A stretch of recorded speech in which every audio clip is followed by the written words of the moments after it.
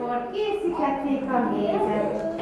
A terhetetlen méhecske mindenkinél jobban vágyott arra, hogy megkóstolja a friss virágnektárt, együtt szágra rajja, de aztán egy idő után külön vált a többiektől. Amíg a többiek repültek haza, a terhetetlen méhecskének meg kellett pihennie a virágok szírmain.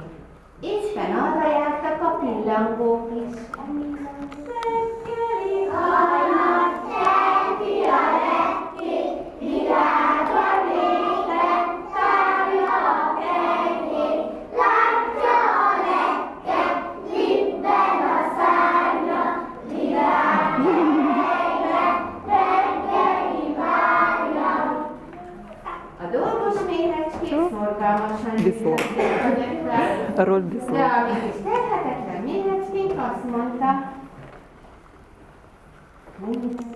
Mennyivel jobb lenne azt is mind megenni.